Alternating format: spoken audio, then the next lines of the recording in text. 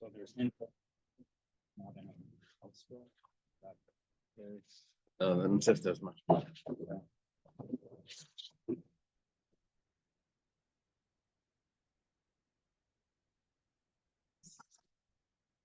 We're on Kuf Yud Gimel. That's 113. A. Towards the bottom. Masav Rav Yosef.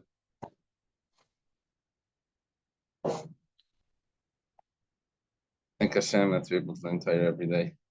So we're learning, we should have the basic English immediately. Learning the Nishma, Savik Goldabas Baruch Binyamin, and Sanal Sad Ben Zion, and the first name for Abin David Ben Sarah, and Gedalia Getzel Eliezer Ben Pegitzipera. Okay. Last thing we learned was a statement from Shmuel that says that when you're taking a collateral, not only is the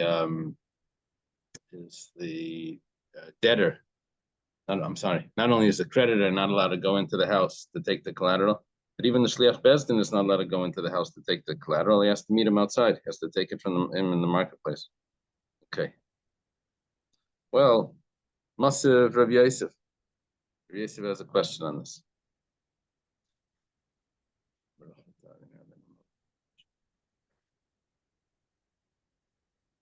It says Layachbal. There's another expression for taking a collateral.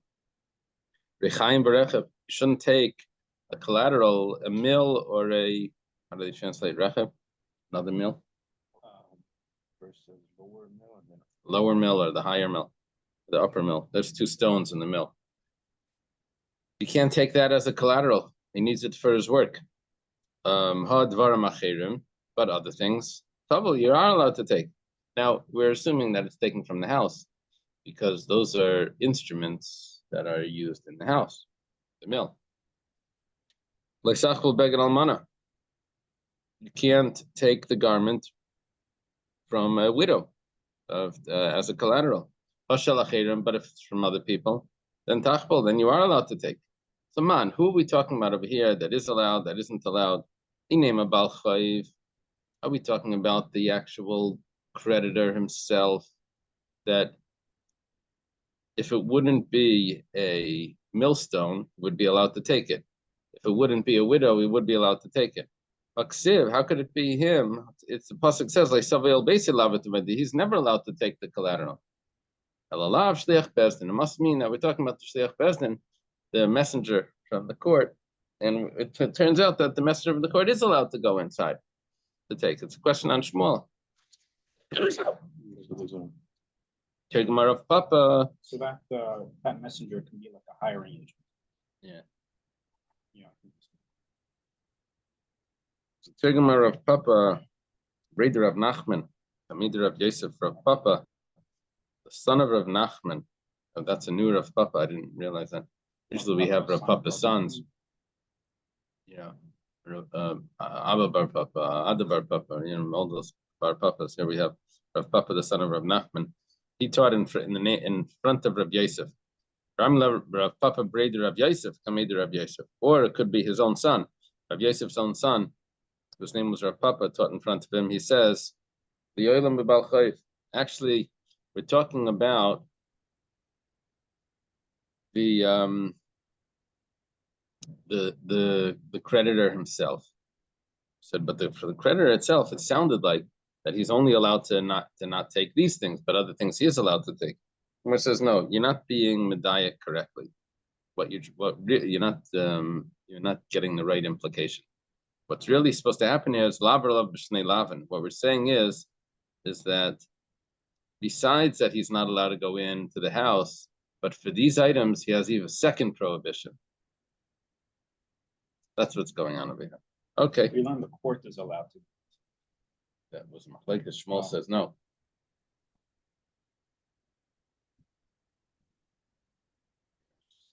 Books of it. That's what that is.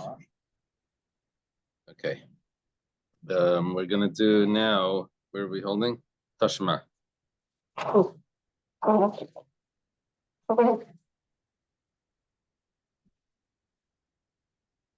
Okay. It's implied from the statement. Come and listen. It's implied from the statement. B'chutz tamid. It says that you should stand outside and you should not come inside to take the collateral. Any idea do I not know? I not know that the person that you're collecting from should bring it out. If you have to stay outside, of course, the person inside is going to bring it out. We're talking about the debtor.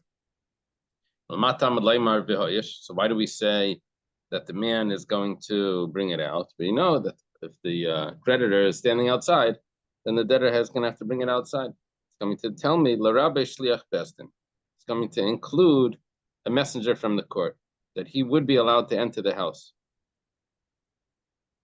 So we would read it like this. B'chutz tamid. I have the chumash over here, yeah. I saw it yesterday. I was looking for your. Is it right there? Right by the. Yeah, it's up there, yeah. Second shelf. Oh, yeah. We're gonna read this pasuk in two different ways, and the question is where to put the comma. So we're in Dvarim Chaf Daled.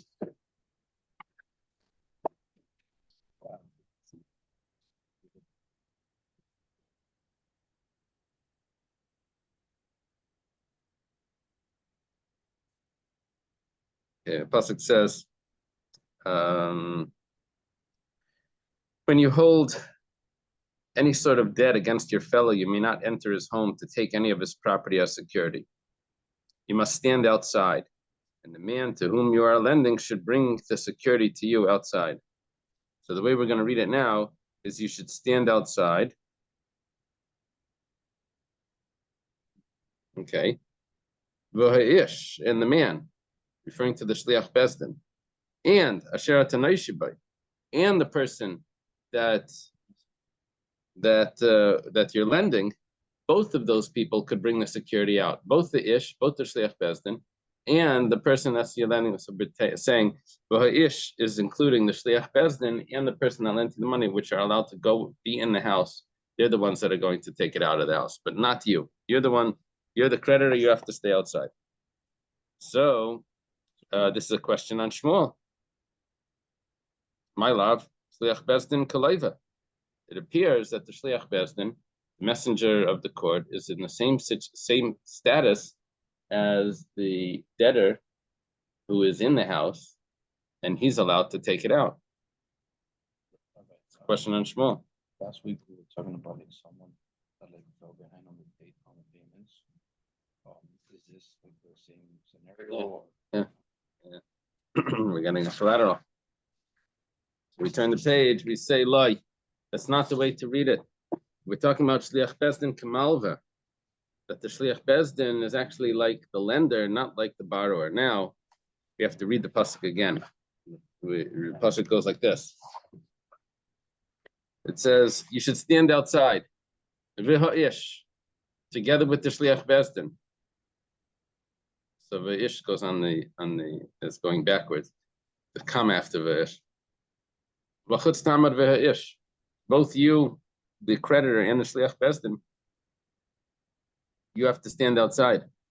And then the one that you borrowed the money from, that you lent the money to, he is going to take it out, but the Shliach Besdin has to stand outside. And that would be a support for Shmuel rather than a question on Shmuel. So Shmuel said the Shliach Besdin is not allowed to go into the house. It says if he's a poor man, you should not sleep with his collateral. Does that mean his collateral? Right. You have to, you can't, it means that if you take a collateral from a poor man, you don't take it for when he needs it. You can't take something that he needs.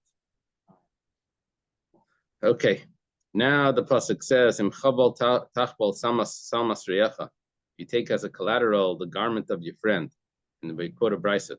This is a tashma, another brisa. It's talking about b'shliach besdin akasam medaber. It's talking about the shliach besdin is going to go inside the house and take the collateral. Atam b'shliach besdin akasam medaber. You're talking about that the messenger of the court is going to go inside to take the collateral. Maybe it's talking about that the creditor is going to go inside. So when it says that the creditor is not allowed to enter the house, he has to stand outside. So the creditor was already discussed. Says that if you take a collateral, the garment of your friend, it's obviously talking about the shliach bezdin, and it sounds like he's allowed to go inside the house to take the collateral, and which is exactly the opposite of what Shmuel said, that the shliach bezdin is not allowed to go into the house. Well, we kept trying to answer these types of questions, and so we reach a point where the only way we can resolve this is to say that there's a machlekes tanaim.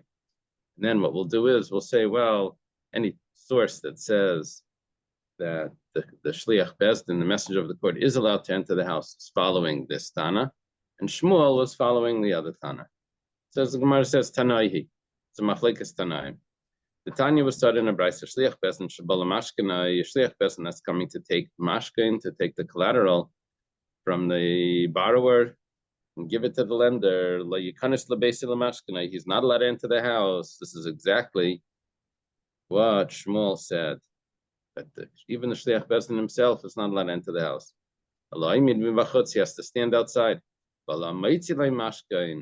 And the debtor, the borrower, is going to have to bring out the collateral to him. Like we learned in the Bryce on the top of the page. It says he stands outside, and the man. That means the creditor and the man and the shliach bezdin, both of them stand outside, and the borrower has to bring the collateral out. The Tanyidach, there was another Bryce that says, is the collateral this is really more a discussion than like the search warrant. Is the collateral usually more than the principal, or We said it can't be more it can't be? because there was a document that they wrote, and it can't be more than. V'tanidach, there's another brighter that says, if the balchayv, if the creditor wants to take a collateral, he's not allowed to enter the borrower's house. Rather, he stands outside. And the borrower, the debtor, will go inside and take out a collateral. As it says that he stands outside. The creditor stands outside, and the borrower goes inside and takes out what he wants to give him. Shliach bezdin shemala mashkenai. Here's the main point. What about a shliach bezdin that's coming to take the collateral, the messenger from the court? This is exactly the opposite opinion of the brayso that we said before. Here we say that the shliach bezdin is yes allowed to go into the house to take the collateral. So here we have it, that we have one brayso that says that he's not allowed to, one brayso that says that he is allowed to, and that resolves all the contradictions that we had before, because there's a machlekes. Brayso continues, it says, the collateral can't be things that he uses for sustenance. So what's this aleph? Long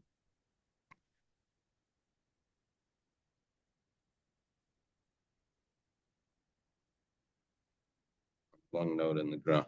Umita, he leaves for him a bed and another bed.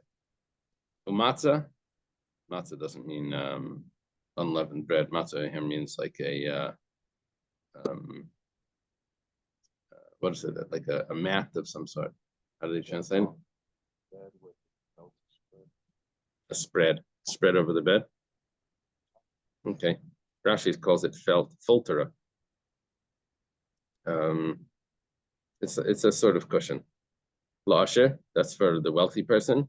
Mita mapats. This is a mat, a bed and another bed and a mapats, which is a type of mat. La'ani. Why does it say lai? When he pays back the loan, the creditor has to return the collateral. Yeah. So, but these are things that he doesn't take as a collateral. He has to leave this there the whole time. And then the pasuk says, then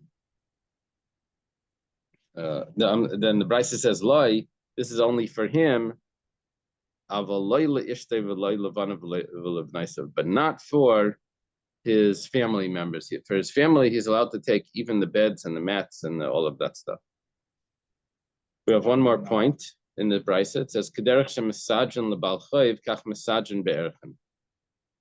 Now we evaluate how much this person is going to need for his sustenance, and that's what we leave for the debtor, right? And we have this arrangement that we arrange that he should be able to have for his sustenance. In the same way we do that for the debtor, we also do that for someone that took a pledge that he's going to give Erechin the value. Sorry? If they take like his kid's bed or his wife's bed, like he's sleeping on the floor, like, he's gonna give the bed to his. Yeah. Oh, you know, the gangs in like Central America and stuff, the drug trade, they just take the hit. They don't take it's like No. Hillel's asking that if they take his wife's bed and his kid's bed, the father and the husband is going to end up sleeping on the floor, so they basically took his bed. I don't know if it worked like that in those days. I think in those days, the one that needed to do the work had to, made sure that he was well rested. yeah. Shalom bias is when you're able to work and bring home the sustenance. Okay. What was that other interpretation? Shalom, Bayit. Right. So, okay, the Gemara has a question over here because we said that the same way that you have to make an arrangement for the debtor to be able to survive, we also have to make a same sort of arrangement for someone that took a pledge and owes money to the temple, to make an arrangement for him also that we don't take all his money away. We have to leave him with basic sustenance that he should be able to survive. The Gemara says, Klape Laya, it's inside out. Ikar Siddur Be'erchen Ksiv. Actually, when it talks about Siddur, which means these arrangements that we have for the person to survive, the source for that is really by the pledge that he takes to the temple, with the gift of someone's value. And so the Gemara answers, Ella Ema, rather we'll just adjust this quickly. We'll say, the same, just the opposite. The same way that we make arrangements for the person that took a pledge that we shouldn't, because he took a pledge, we shouldn't take all his sustenance away because he owes the money to the temple. We don't do that. We leave him with the basic sustenance. So too, for a Baal Chayv, so for a debtor, we don't take away his basic sustenance. We leave him with his with the basic sustenance. Yeah, like a homestead type of thing. Right? Over here, someone owes money. Can't take his house. They can't take his right. That's about it. You can't take the house. The house, but everything else, They can take the car, and even if he needs it for work. they don't care. Oh, yeah. I thought there were certain basic things that they don't take if you. Car is gone. They'll tell the person, hey, take the bus or walk. Very few things that are still protected under the bankruptcy. No, I think like with businesses and stuff, they can't seize your business. That's how they make money. I don't know about that. I don't know. That's interesting. Okay. So when someone goes bankrupt, they take. He still has his house, right? The homestead house. The homestead. Any other property gone. And what about his basic things? You're saying the car is he doesn't have it anymore. Okay.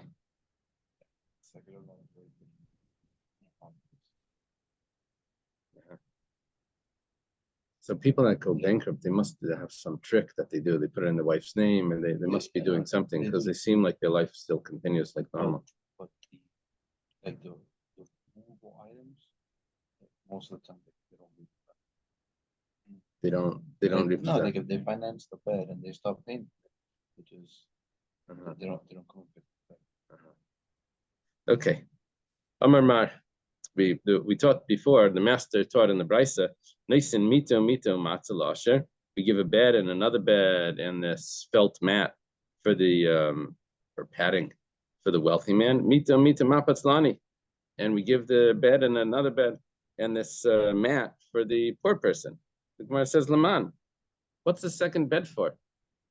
Who's it for? If it's for his wife, his sons and daughters, we already said in the Brisa that we only save for himself, not for his wife, his sons and daughters. Rather, he has two beds. What does he need two beds for? Sounds like the guy that avoiding taxes going to Israel, right? The extra whatever, the extra refrigerator. So chada the achel, one of them is what he eats on. The chada the zagala, another one is what that he sleeps on. Yeah, is that how they translate zag?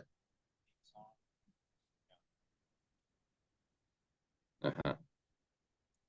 I don't remember the zag. All right. Okay. I thought it probably came from Zug, which would mean this is where he lives with his wife. Uh-huh. That would make sense. That would make sense. I didn't look it up in the Jastra, but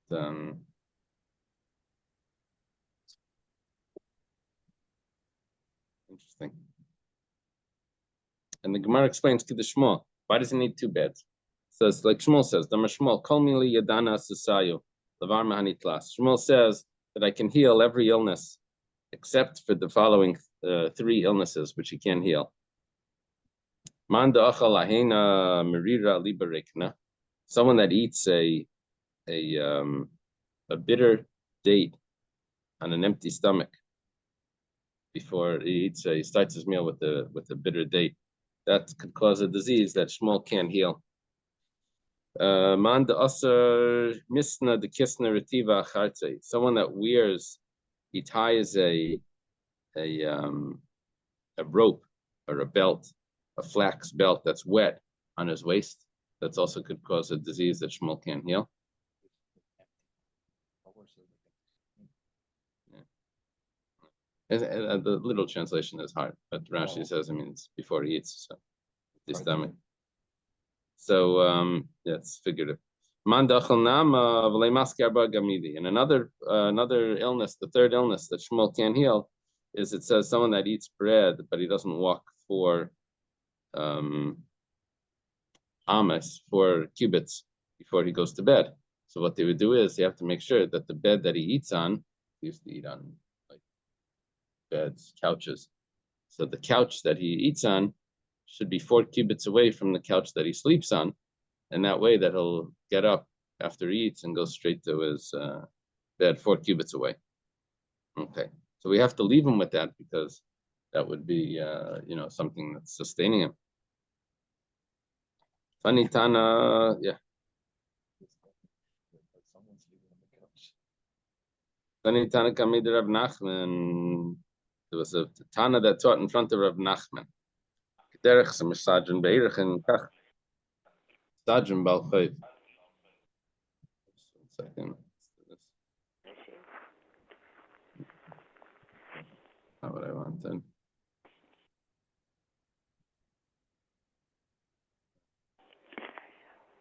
Second. Okay. The same way that we make the arrangements for someone that owes money to the temple because he took a pledge, so too we also make arrangements for someone that owes money to a creditor because he borrowed money. We don't take away his last items that he needs for sustenance. Amalei hashta zavune mizavninalei sadurim misadrinalei. Just 1 second. Rav Nachman says, 1 second. After 30 days, we'll even sell the collateral. And now you're telling me that we arrange for him to have sustenance. We're even selling his personal items. 3 days after he doesn't pay. Yeah.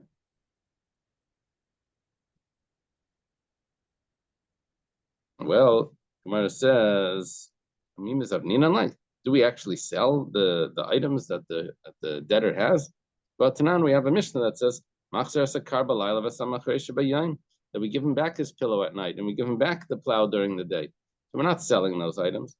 The Gemara answers, Tana Reb Shimon ben Gamliel, Tana Kamei. That Tana that taught in front of Reb Nachman was teaching like Reb Shimon ben Gamliel, Vachi Kamar. And this is what Vachi Kamar, this is what he was saying to him.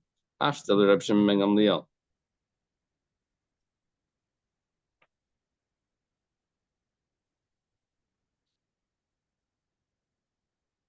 Might have gotten it wrong. I don't know who the Amarlei was in the Tana that taught in front of Reb Nachman taught the Brisa. Amarlei would be Reb Nachman said to him, right? Yes. Amarlei. Reb Nachman said to him, 1 second, we sell it. So then it says Tana Reb Shimon ben Gamliel Tana Kamei. He was following Reb Shimon ben Gamliel, who says that we make the arrangements. Bachi Karmali Hashler Reb Shimon ben Gamliel Zivnuni Mizavnin Lei.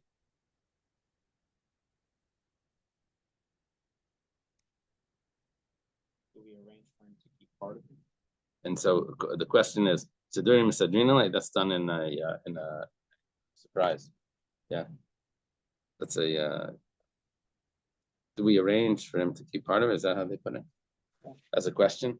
But Tanan, but we have a Mishnah. The Mishnah says Machzer Sakar Balayla. I'm sorry. The Tanan. I'm sorry. I went back a line. Tanan started in the Mishnah. Reb Shimon ben Gamliel Leimer Aflatzmei in a Machzer Elad Shleishim Yom. You can veilach meichern bebestin. Shimon ben Gamliel says that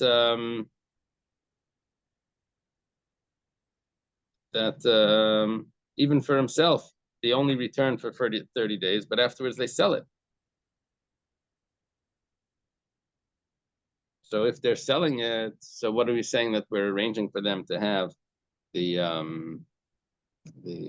basic sustenance? We're actually selling everything. Gemara says, when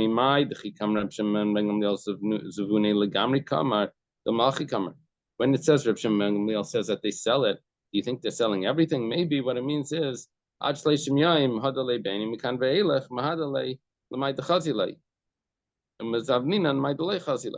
maybe what they're selling is only the things that he doesn't really need, and the things that he does need, they're keeping. And that would resolve the problem. Gemara says, if you would say that Reb Shimon ben Gamliel would hold like this, that we sell off the things that he has in excess, things that are not necessary for him, those fancy items that we sell to pay back the debt. But the things that he actually needs, so that we keep. So according to this, there's nothing in the world that is too fancy for this person. The Amar Abaya, because Abaya says Reb Shimon ben Gamliel, Reb Shimon, Reb Yishmael, Reb Akiva, because we've had comments like this before.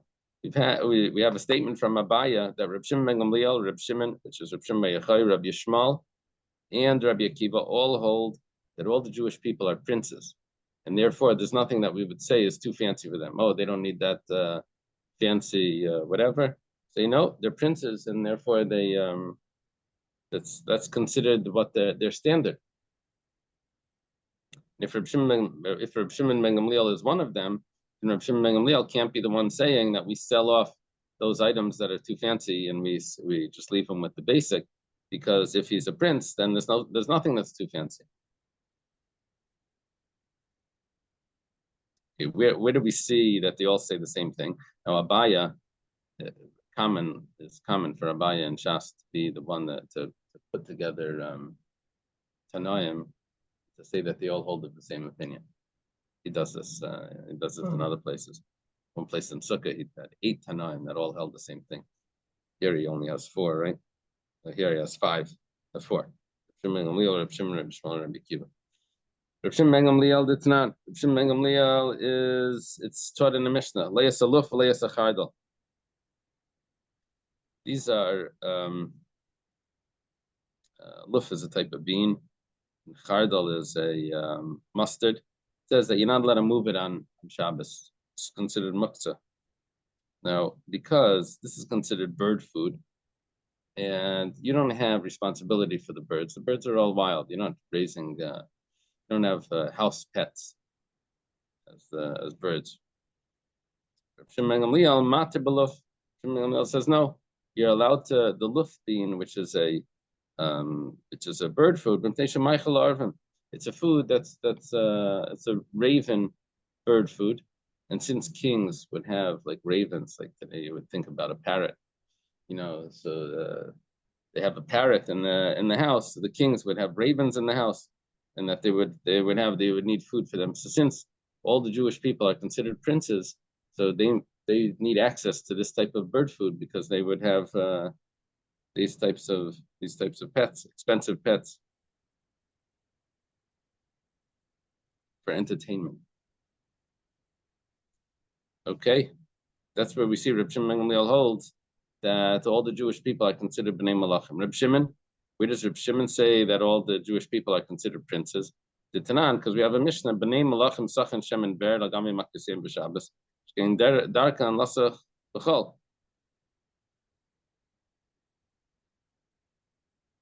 There's a question about using very expensive oils, a rose oil, in Shabbos. Now, rose oil was used more as a medicinal, but if you're very wealthy, then you would use it even not medicinal.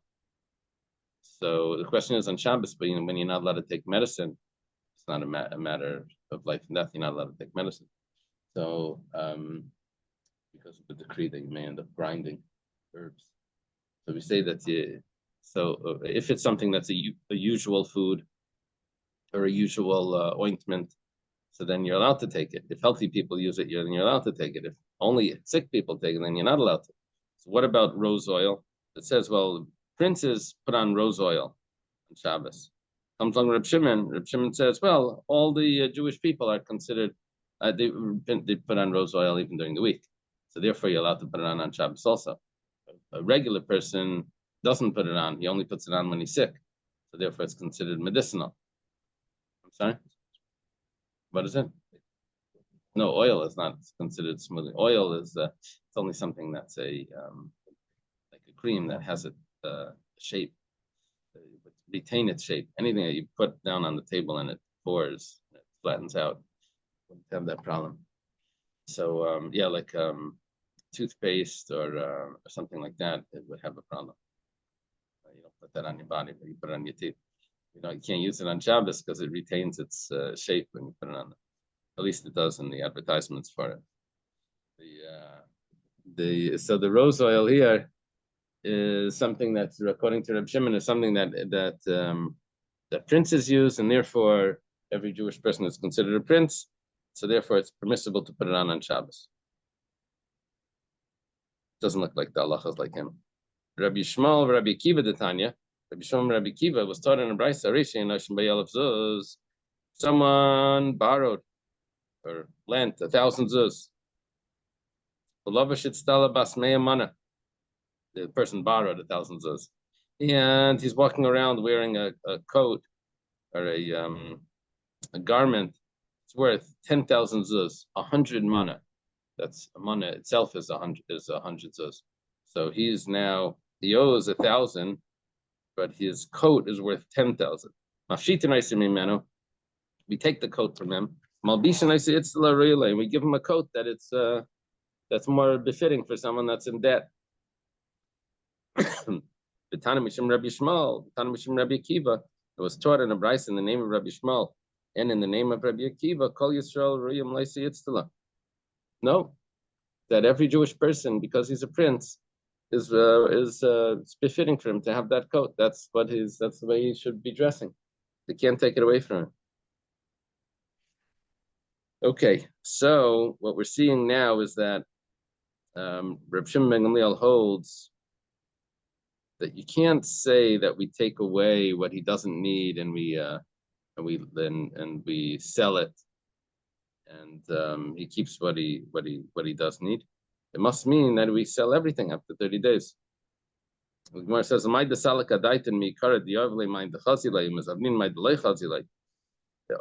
way we got into this, because we thought that maybe we can resolve the problem is that we only sell the things that he doesn't need. And the things that he does need are things that are befitting for him. That doesn't have to do with need. Things that are befitting for him, which are cheaper, that's what he's going to keep. If when we're talking about a pillow, okay, you can have a pillow that's not as good. Have a pillow that's A cheaper pillow, you can have a fancy pillow, right? Pillow from Walmart, or a pillow from some designer store. It's like $5 or $200. So that we can understand. However, what's going on with the plow? A plow, it's a plow. Every person, use the same plow. If you get a cheap plow, that's not going to work. An expensive plow, what's the point of it? It's just the plow. Amarava baraba. Come on. Machresha de kaspa. Talking about over here, a silver plow. Now, I don't think there was a silver plow that they used to dig. It must mean that it was called a plow, but it's probably something that they used. What are they? How do they describe it over there? Silver plow mentioned in the Gemara is a scraping tool made from silver, also known as a scrigel. What is it used for? It can't be that they're putting it in the ground. It's used to scrape oil off paper. It's really something that's a tool that's used in the bathhouse to scratch. It's like a back scratcher. So a silver back scratcher. We're calling that a machresha. That's what Taisa says.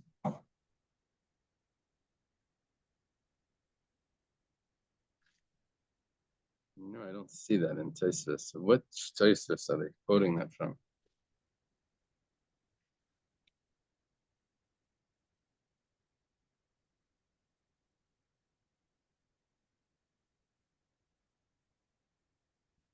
Taisa 113a. It's a page back. Oh, Ve'esa Machresha Bayoim. Esa Machresha.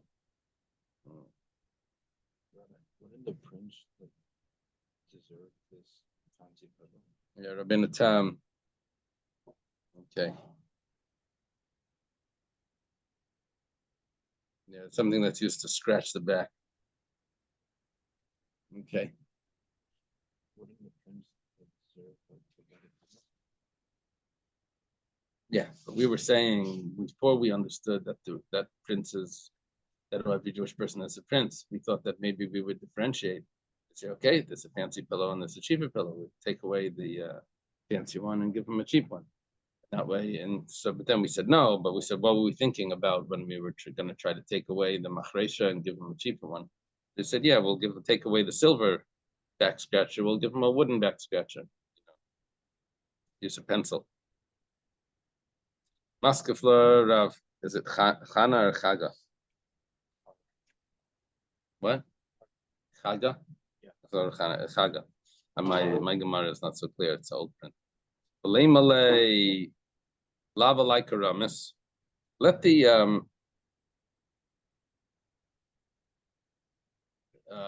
this is an interesting question because this is really like a question on the Torah. It says let the creditor say, why do I have to support you to leave you with items to survive? You owe me money. You pay me and let's collect tzedakah from the whole community. This is not, I don't have the whole obligation to support you. It's coming out like I'm the one that has to support you entirely. You're just a regular poor person in the community, and let the community support you together with me. Yeah, I'm one of the community, but why do I have to be the one to sustain you entirely because I lent you money? Yeah, remember the guy? There was a wealthy guy outside the shul. He was collecting money for a widow, but he was saying she doesn't have money to pay the rent. So they told they asked him, "Oh, is it a relative of yours that you're standing there collecting the money?" He says, "No, I'm the landlord." Oh wow. Okay, so Well, I had a moment, so I looked up on the internet the bankruptcy laws because there was a question. Apparently, there's federal banks talking about bankruptcy, chapter 7, where you're relieving the debts. Right. 11 is reorganization. That's what you always hear with the big business. So personal bankruptcy is 7. This is what I understood. All right, and there's federal bankruptcy that allows you to have certain things, including your home and your car, etc., and other items are mentioned too. and then there's state bankruptcy. Now, the state can elect to opt in or opt out, meaning accept the federal or not. Florida does not accept the federal bankruptcy laws, so Florida has laws of its own. So I looked at Florida bankruptcy, and you can keep your car. However, they don't want you to go buy a $50,000, $60,000, $100,000 car to pull some shtick. So they have a limit of, let's say, I don't remember the number. $12,000 is the value of your car. So if your car's worth less, more, then you can sell it and keep the $12,000 worth. If your car's worth less, I guess that's all you got. But so I'm saying there is apparently differences from state to state, and that's why. Can you hear that, Reb Naftali? It's probably changed. Yeah. Lashon Hara. That's Okay. my lawyer? No. Oh, Chaim Jr. Okay. Thank you, Chaim. So he's asking, why does he have the whole obligation to support him? So Abaya says to Rava Baraba, oh no, I'm sorry, to Rav Chaga. He says, Ivra, the truth is, Allah Karami, it's actually placed upon him to support him. Mishum Shnema Lachot Tzedakah. It says that to you it will be tzedakah. That means that for some reason he now has the obligation because he lent the money for him to support him. Pasuk actually puts it on him. Where is that pasuk? It says at the end of this, when we talk about poor man with you may not go to sleep while holding a security, you must return the security to him by sunset, so that he can go to sleep in his garment, and he will bless you. Even if he does not bless you, it will be considered as a righteous act for you before God, your God. Now, it would be considered as a righteous act for you is now teaching us that he has the obligation to give him his basic sustenance. He lent the money, now he has to support him. Bankruptcy, like if the person doesn't pay for the house is gone. It's just like the other debts, they can't go onto your house. The person doesn't pay for the house is gone. No, if he doesn't, you mean if it's his mortgage? Yeah, the mortgage is gone. Right. The same thing with the car. The car, Right. if he It would only owns, be the house that he has paid off. like the creditors can target the house. But as long as he continues paying, even if it's not paid off, it's still protected. Yeah. Well, if he Yeah, but stops it- paying, it's Yeah. Okay. housing. I had a problem one time where I had a tenant and the tenant filed bankruptcy. Then he couldn't get a tenant out of that was a big mess. Wow. Was that in Florida, Daniel? Yeah. In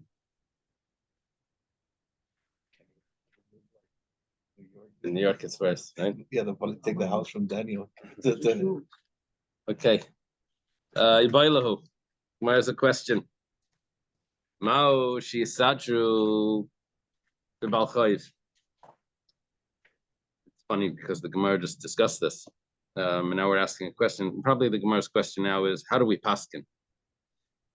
Do we make arrangements for the debtor to have his basic sustenance, or not? Or do we take everything away from him, the collateral, and then sell it? It says mi gamar micha me'erechen.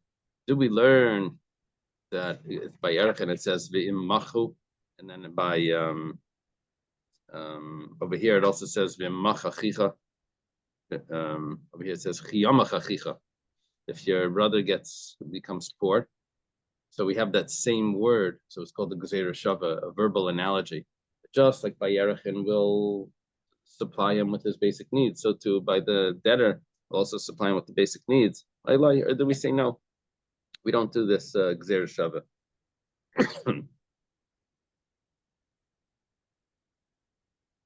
Yeah. So why is the Gemara asking this question if we just said that this was a machlekes before? So Tashima, so come and listen. What did they say in the notes? It says according to Afan and the Lan, the discussion reflects the same disagreement between the rabbis and Rabban Shimon ben Gamliel. That was discussed previously in the Mishnah and the Gemara, and the focus here is what is followed as practical halacha. Oh, okay, good. Yeah. The Gemara here is asking what's the practical halacha, even though the machlokes we know about from the previous Gemara. But now the Gemara is asking that they had a shaila in the yeshiva. What's the? I would have thought that if they had a shaila in the yeshiva, what's the halacha? They would say, "Ibaylahu." Do we paskin like Reb Shimon ben Gamliel, or do we paskin like the Rabbanan? That's what I would have thought they posed it, but they redid the whole question. So Tashima, come and listen. Shalach Ravin bi Garte. Ravin, who was a Amira that would travel, but he sent in a letter. He said, "Davar zeh shalti l'chol rabbeisai." This question, if we make arrangements for the Baal Chayv to leave him with his basic necessity, this is a question that I asked to all my teachers. And they didn't respond to me. However, there was another question that was asked that could give us an answer.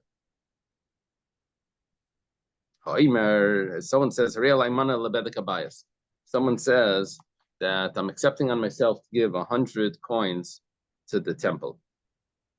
So, this is like by Erechen, it says that he would not have to pay everything if he didn't have the money. But because this is hekdesh, this is slightly different. Maushi Yisatchu.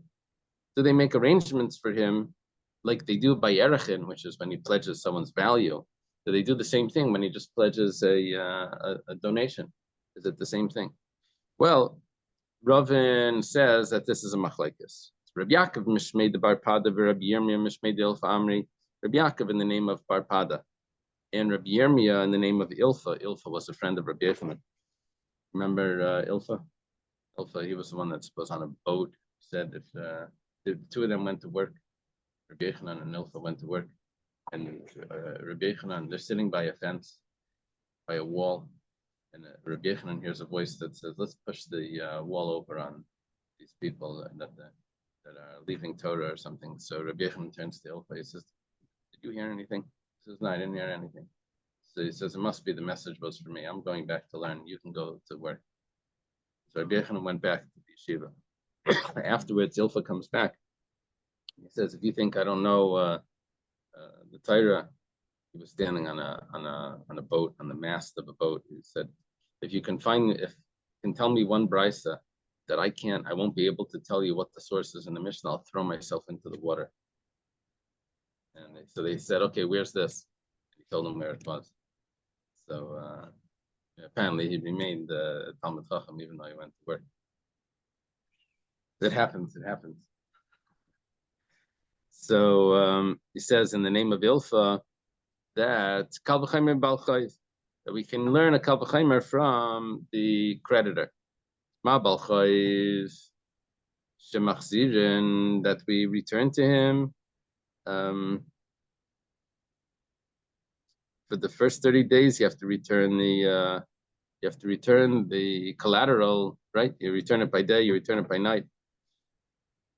However, when it comes after the 30 days, ain misajin, but we don't make any arrangements for him. We actually take everything and we sell it after 30 days.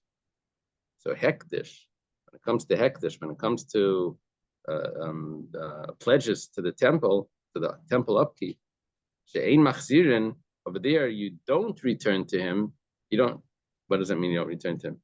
That if we take a mashkin, if we take a collateral because he took that pledge, we don't return it by night. We don't return it by day. All of those things. So ein din, ein misajin, she'ein misajin. For sure, you don't make arrangements for him after the 30 days that he should be able to keep the sustenance. You see, so the Kal V'Chaimer went like this: if by a creditor,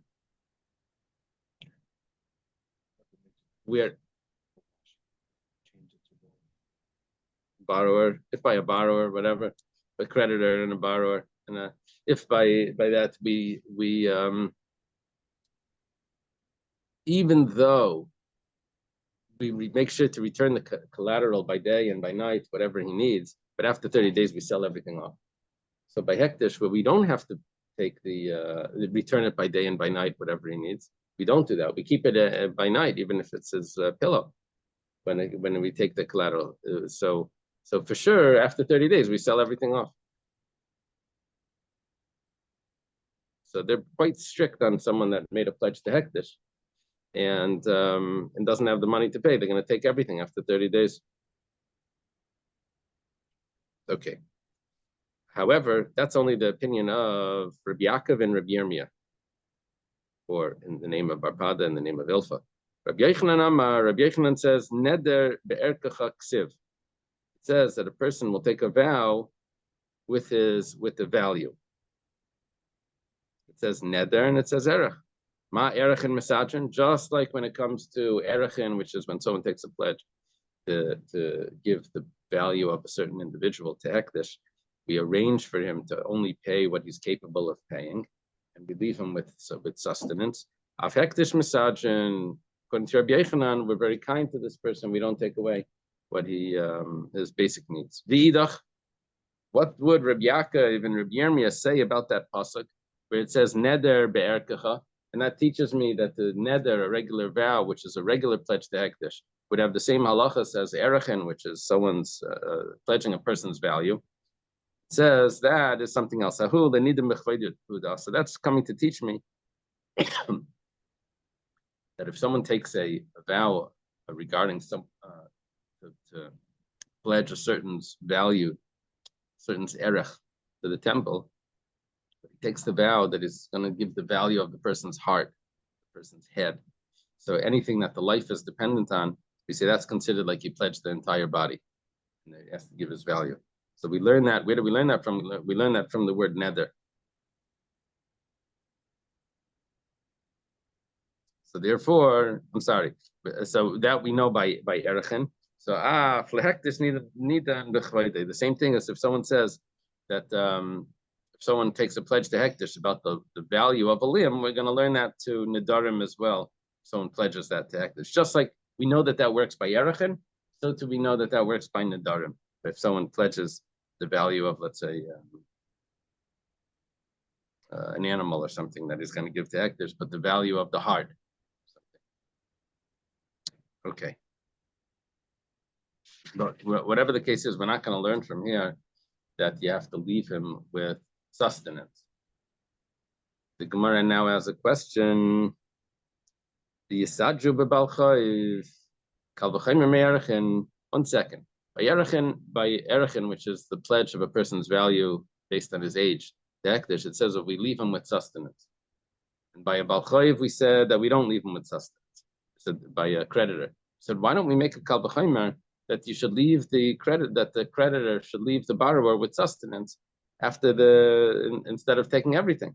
Why? It says like this: Ma erechin she'ein machzirin. When it comes to erechin, you don't have to return the collateral by night and by day the way you would do by a bal chayv. But nevertheless, misachin. But we don't take everything. We leave him with sustenance. So bal chayv shemachzirin. The bal chayv, when the collateral needs to be returned in the morning and it needs to be returned at night, depending on what it is, einay din shemisajin. So it should be a kal v'chaymer that you should have to leave him with sustenance if we're concerned about by erechin. that we're misajin, we're concerned that he should have the sustenance. So by the creditor, for sure, we should be concerned about the sustenance. So the Gemara answers this, that we don't say this kal v'chaymer because Amar Kra, we have a pasuk that says that if he becomes poor and he can't pay that value, we say mahu. We look at the word who. If he becomes poor, who b'lay bal chayiv. The pasuk itself teaches me not to make this kal v'chaymer specifically by erech, and we say this and not by the bal chayiv. V'idach. What about the Tanakama that says that we do arrange for a bal chayiv, a creditor, that he should have his sustenance? What does he do with the word who? It says, the only time we would arrange for his sustenance is if he's poor from the beginning of when he took the vow until at the end, until he pays it up. However, if he got wealthy in the middle, then he has to pay the full amount.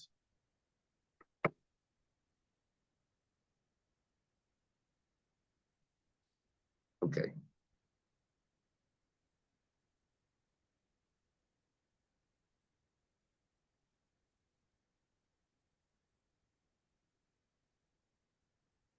Could go the other way also. If he was wealthy at the beginning, then yeah, poor, he still has to pay. It's two ways of reading that. Now the Gemara explains, according to Rabbi Yochanan, that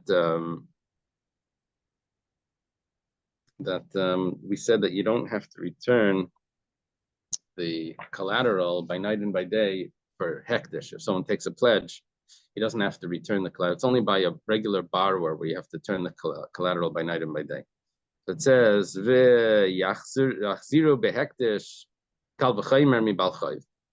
we should make a kal v'chaymer that just like by a creditor, you have to return the collateral by night and by day. By hektish, you should also have to. Ma bal chayv shem misajin. Whereas for a bal chayv, whereas for a creditor, where you don't leave him with sustenance, but machzirin, but nevertheless you return it by night and by day. So hektish shemisajin ain't a din shemachzirin. When it comes to hektish, where we, according to Rabbi Yochanan, where you leave him with sustenance, for sure you should have to leave him with you should, for sure, every night and every morning you should give him what he needs. If by the bal chayv you don't have to leave him with sustenance, but you have to return the collateral by night and by day. So by hektish, where you do have to leave him with sustenance, for sure you should have to return the collateral. So Amar Kra, pasuk says regarding returning a mashkin, returning the collateral by night and by day. It says b'shachav b'salmasay u'beiracheka, that there's a blessing to the person that returns the garment that the borrower needs. Yatsa hektish, this is excluding hektish. She'ein tzarich bracha. That's in the God doesn't need the blessing when hektish will return it. He doesn't need the blessing. Gemara says v'loi, God doesn't need the blessing. Hektish doesn't need the blessing. It says that you will eat and you'll be satisfied and you'll bless Hashem. It doesn't need the blessing. We say, we're using another verse. We say that we use the verse that says that it will be considered a righteousness for you. So that's b'misha tzarich tzedakah. That's only someone that has the mitzvah of tzedakah. Yatsa hektish ain't tzarich tzedakah. Hektish doesn't have to do the mitzvah of tzedakah. Okay. Now the Gemara says an interesting story. I have a story like this. Ashkechei Rabba Baravua Elio. Rabba Baravua, who was the father-in-law of Reb Nachman, he finds Elio and he asks him several questions. He was standing in a non-Jewish cemetery. Amarle, so Rabba Baravua asked Elio, he asked him exactly this question that we wanted to know. When someone owes money, do we arrange for him to keep the sustenance for him? Why didn't we ask him what's he doing in that cemetery? So you gotta wait, that's coming up. Amarle, so he says, Gamar Micha Micha Be'erchen. We learn from Erchen. It's like by Erchen, we arrange. You don't take all his money to pay that pledge. So for Baal Chayv, Gabi Erchen Ksiv in Machom Yarkecha, and Gabi Baal Chayv Ksiv B'chiyamach Achicha.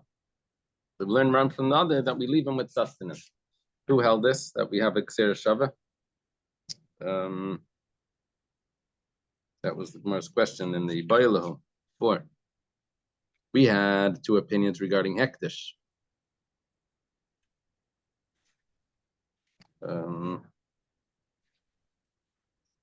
Yeah. Okay. So he asks him another question.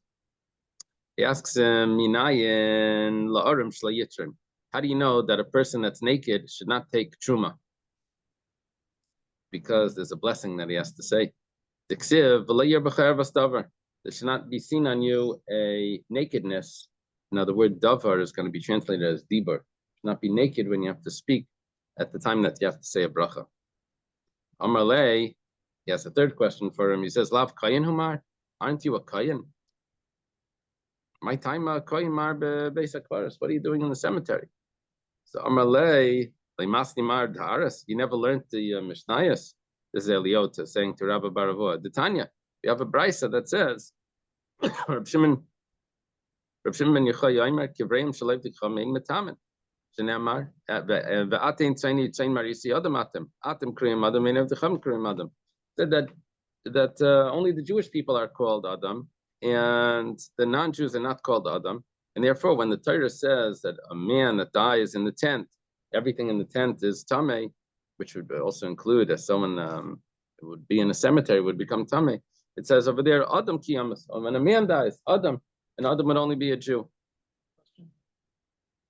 Just on that, Hashem created the first person, Adam, who was for all people. All right? Yeah. I mean, so Adam technically Torah is for all people, Right. Jews and non-Jews, all the Sunday Gemara's. Yeah. I know the Hishteldo with your son, you know, things like The that. Gemara says that Ha-Adam is actually referring to both Jew and non-Jew. That's a taste for somewhere, Psachim or something. There's a difference between Adam or Ha-Adam. But anyway, what is it? The nature. Oh. I think That means Velikim. Didn't Leo answer in order? He's going to last question first. Elio was answering each question at a time. He didn't ask him 3 questions. He answered as he's asking. Oh, he did answer in order? Oh, I guess. No, he asked him a question and Elio answers. He asked him another question, Elio answers. He asked him a 3rd question, Elio answers. As he answered each one. Mhm. Yeah, he didn't just ask 3 questions and then Elio answered. You know, he didn't, and then he didn't give the 3 answers. He asked 1 question and then he got an answer. So Amalei. So Rabbah says, Barba, Matzina, I'm not even able to learn the 4 orders of the Mishnayos, which are Mayad, Nashim, Nezikin, and Kachim. I can't learn the basic things. You're now B'shita Matzina, you expect me I should be able to learn the other parts of the Mishnayos that aren't even relevant, which is Zraim and Taharis. I can't even get the first 4. So Amalei, so Leo says to him, Bamai, what's the problem? Why don't you just go to the base medrash and start studying? Amalei, dechikali milsa. You know, it's hard to make a living. You're doing fine up there, you know, but down here it's hard to make a living. It says, Dabre va'ayle legan eden. Leo leads him to Gan Eden. Amalei. So Leo says to Rabba Baravua, he said, take off your outer garment and safi shkol mihani tarfi, and take these leaves that are there on the Garden of Eden. Must be like a botanical garden. And there's these leaves on the floor. So fill up your jacket with these leaves.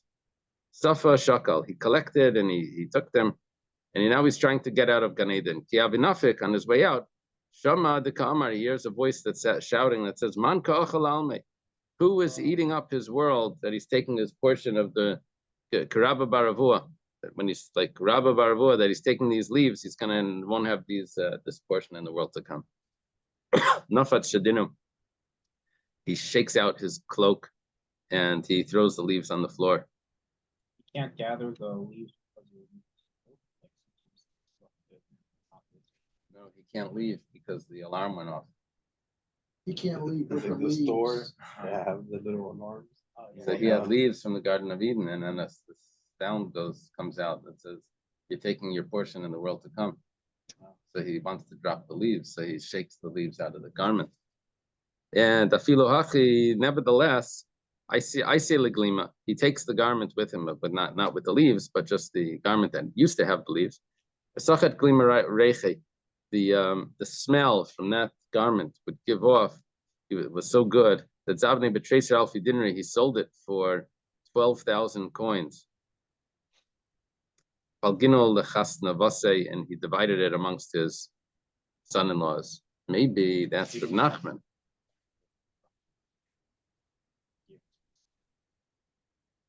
He didn't want to even benefit from that money. Who was it? Esav, who had the garment from? Well, Esav had it from Nimrod and then Yaakov. Yeah. Nimrod stole it from. Someone that had it from Adam or something. black one. Yeah. Okay. Let's try to go further. Marsha says that what? It still benefits. Oh, because the son-in-laws get it. So That's what it is. uh That I was thinking. I was like, it still benefit. Like, indirectly. Okay. Marsha says that he didn't want to give the money to his own sons because I guess it would be more direct with his son.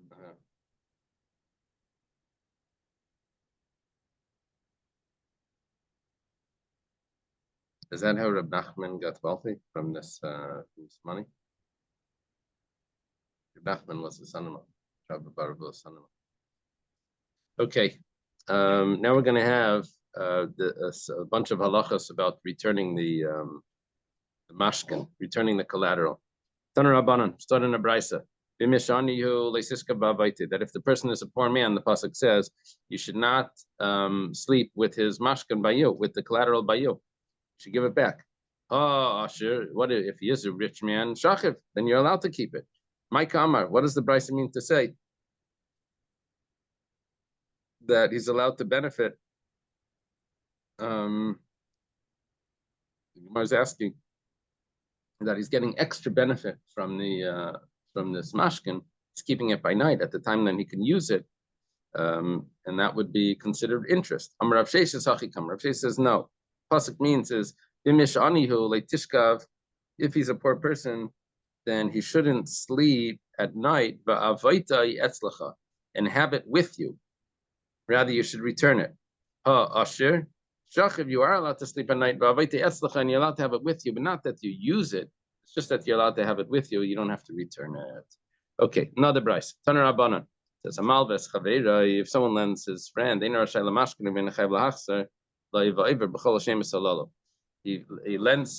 lends money to his friend. He's not allowed to take a collateral, and he doesn't have to return it to him.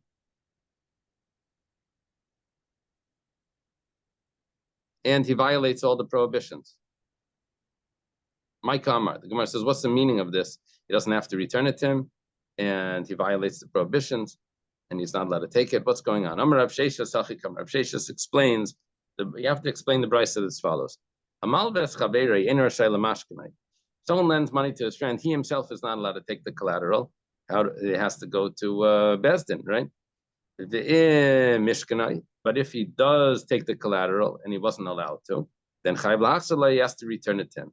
And then he violates all of these prohibitions. That's referring to the aseifa at the end of the brisa, which says that if he did take the collateral, he has to return it. That would mean if he doesn't return it, then he's going to violate all of the prohibitions, which is the bunch of prohibitions. You have to return the mashkin don't sleep with the mashkin until the morning.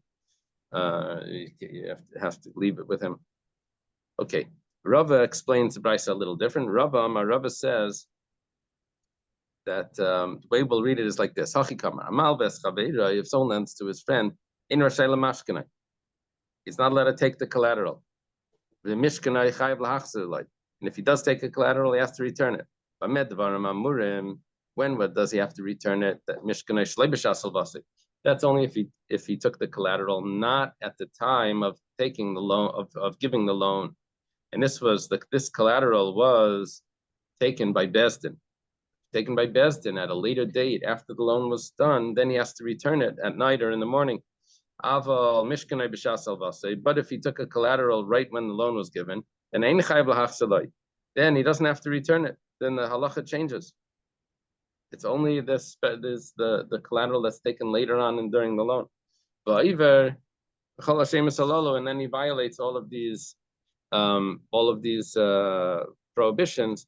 That's just talking about Aresha, when he takes the mashkin later on, that if he doesn't return it, then he has all the prohibitions. But if he takes it right at the beginning, when the loan was given, then he doesn't have any of those prohibitions.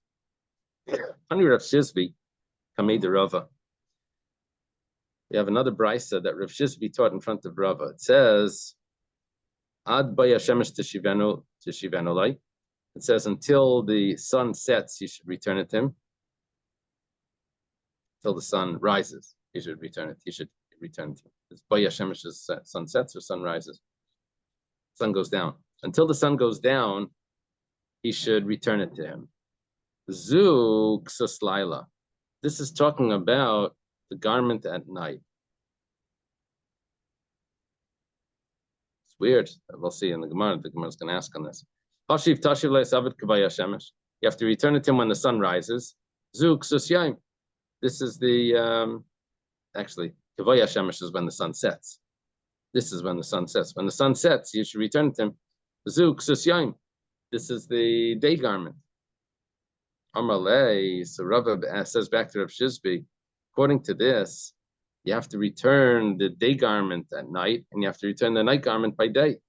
The Imama Balel Yalamali. What does he need the day garment at night? The Lelia be Imama Lamali. What does he need the night garment during the day?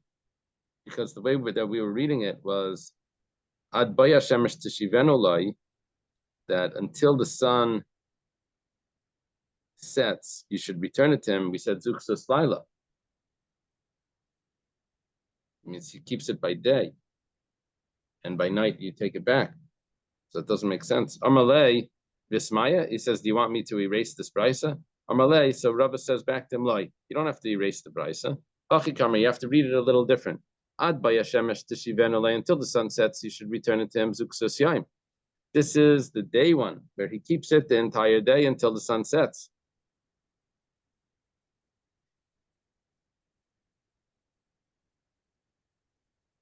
Right. Shnit Lachbal Balayla, that he's allowed to take the mashkan by night. But he returns it to him when the sun rises. No, this is when the sun sets. He returns it to him. This is the night garment. Because he's allowed to take it by day. Doesn't make sense because it's the wrong garments. I think what they're saying is, look, if he's doing the wrong thing, because we previously said he'd be over certain Laban, his last chance not to be over it is if he returns it the last second, the day garment by before sunset, the night garment before sunrise. If he doesn't, then that's what the Gemara means. Well, that's the only way it would make sense, because otherwise it doesn't make sense. Brisa actually states Zuksos Lilas refers to the night garment as quoted above. Rabbi, however, explains the Brisa does not refer to a garment that is normally used at night, but to a garment that may be taken as security at night. In other words, a garment worn during the day. So Ksus Laila. I like my answer anyway. Ksus Laila doesn't mean the one that's worn at night, it means the security. And Rashi said that. Rabbi Yechanan says another din about a mashkin. Rabbi Yechanan says Mishkan, if he took a collateral, umeis, and then the borrower died. So Shaimta Me'al Gabi Banav. He keeps the collateral, he doesn't give it back to the borrower's children. Meisvei, the Gemara has a question. Meir says, once you take the collateral, why do you have to return it? It says because you have to return it by day, by night. It says 1 second. The Torah says that you have to return it. What's Meir asking? Why do you return it? Ella, what it means is that once you have to return it, so why do you take it again? He's going to have to return it again if you keep taking it. So Meir says 2 reasons. First of all, that if you don't have a collateral, then when Shemitah comes, you lose the loan. But if you have the collateral, then you can still collect. And then another point is, another point is that it shouldn't become like metaltlin by the sons, which you won't be able to collect from. That if he passes away, you can't collect from the inheritors. You can't collect from personalty. You can only collect from realty. So if you have the collateral, then you'll be able to collect. So there's 2 points. One is Shemitah and one is collecting if he passes away. Well, the Gemara now says, Taima dehadar mashkene. When would you have this? This is only if you go back and you keep taking the collateral by night and by day and you keep going back and forth. But if you leave it in the hands of the borrower because you returned it by night and you don't take it again, then you won't be able to collect. Now, Rav Yochanan says, Rav Yochanan didn't say that. Rav Yochanan said that once you take the collateral, you can still take it out of the hands of the inheritors. And from this brisa, we're seeing that it needs to actually be in the person's hands at the time of death to be able to keep it. Rabbi Yochanan said, "Shainta, you can pull it out from the hands of the inheritors," and that's not what we're seeing from the brisa. So the Gemara answers, "Amar Ravada Bar Masna." Ravada Bar Masna says, "V'lav tirutzika mitartzila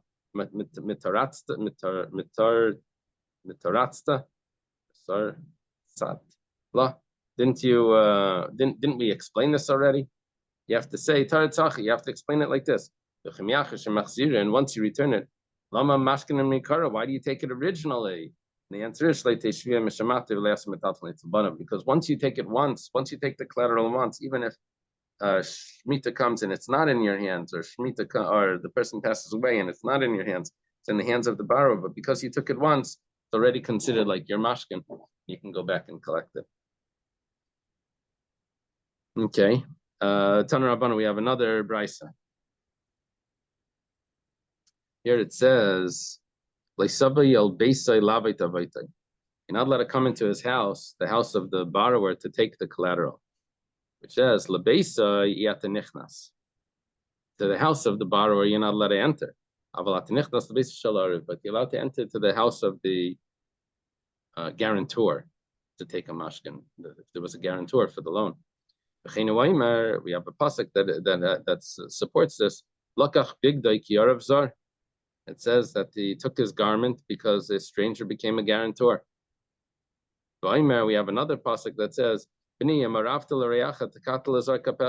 that if you became a guarantor for your friend, and you took a handshake, takata kapecha is like a handshake, that you agreed to pay for it. You stumbled with the words of your mouth. You're trapped by the words of your mouth. What do you do? This is what you should do. Be not selling, you'll be saved. How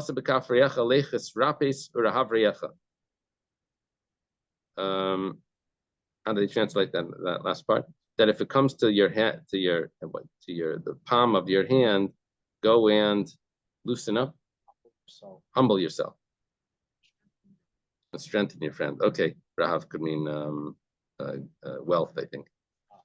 But here it says what this means. If you have money and now you're a guarantor, so then we said pisas yad. You should open up your what's in your hand and you should pay it. And if you don't do that,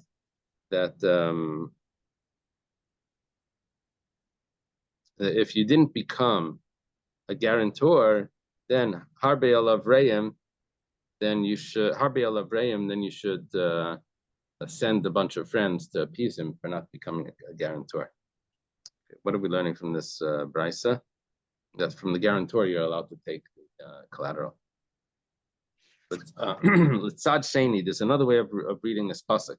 The pasuk says that you can't come into his house to take the collateral. L'beisa yet nichnas, into his house you can't come. Aval nichnas l'schar kataf, but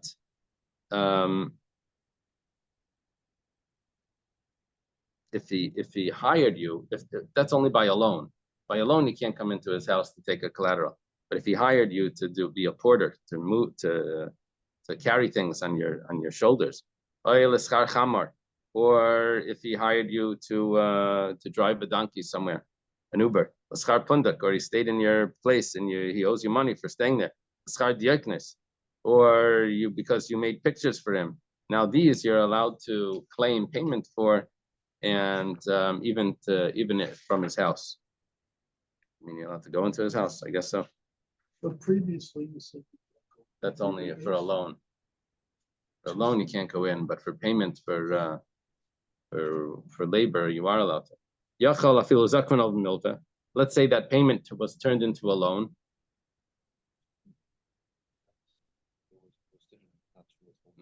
Right, that's another prohibition. But Talmud Laimar, so the pasuk says, Masas Me'uma. any sort of loan it becomes a problem, even if it started off as wages. So then once it becomes a loan, then you're not allowed to go in. Let's leave it over here to the Mishnah.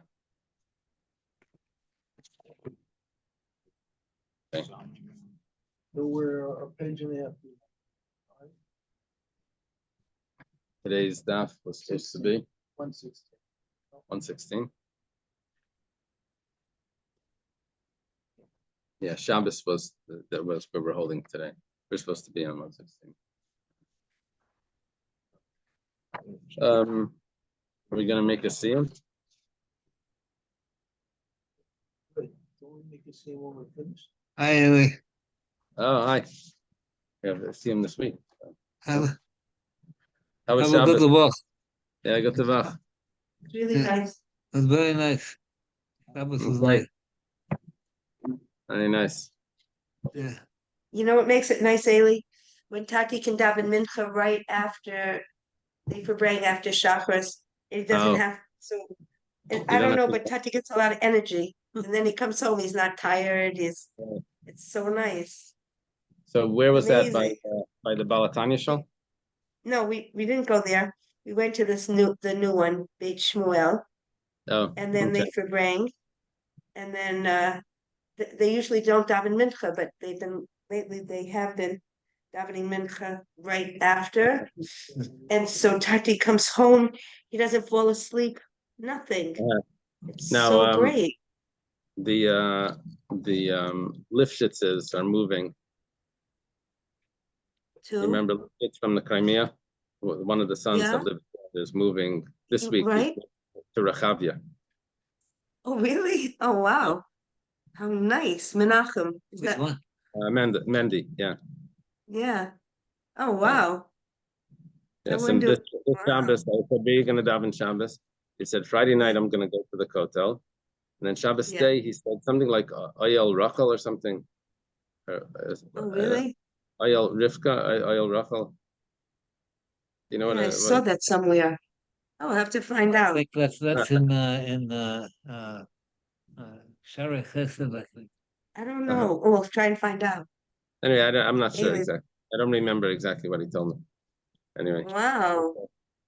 Wow, that's so interesting. Well, his mother and father, they're in Svas. I'll Uh-huh. maybe going there from time to time. Yeah. Yeah. We davened a long time for everyone, Ailey. No, Yeah. thank you. Yeah, so I hope everything's good for Yeah. everyone. Okay. All right. Okay. Hey, I'll call you wanted later. Okay. I wanted to tell you something. Yeah. In American law, Yeah.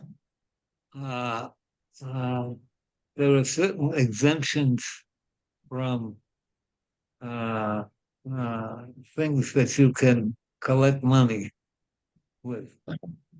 One of them is a workman's tools.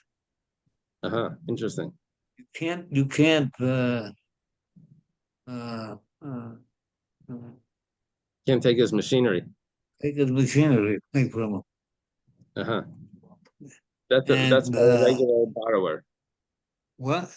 That's by a regular borrower, a creditor. The creditor can't take that. Yeah. Uh-huh. I think there's a there might be in some states there's certain limitations as to the value of the tools. Uh-huh. In And other that's the words, same. if you have a $1 million machine shop. Right. Is that the same with a mortgage, not a mortgage, with a bankruptcy? That they can't bankruptcy, take? yes. Uh-huh. Bankruptcy has all those exemptions. There's a certain exemption for a car. A house that is owned. If a house is owned as tenants by the entirety, and only the husband goes bankrupt, Uh-huh. the creditors can't touch the house. Oh, interesting. Uh-huh. So you don't have to switch names. You could just leave it as it is, and just one of them goes Yeah. bankrupt. Interesting. Uh-huh. Uh-huh. Okay, interesting. Okay, fine. It's Isi's birthday today. Yeah, I know. Yeah. Mazel tov. Happy birthday. Okay. Also, I don't know if mommy remembers. the She's goddess belt. 11, I think. No, She's how old is 11. she? 11. 11. Yeah. Does mommy know the Goddessfelds? I don't know if you remember. They lived there, neighbors. Anyway, the Mr. Who? Goddessfeld getting married today. Remarried. Who? Mr. Goddess. Goddessville? Yeah. With in Florida? Yeah, in Florida. I don't know. Anyway, okay. Have a good day. I'm gonna run. Yeah. Okay. Go ahead. Go ahead. Okay. Okay. Have a good day.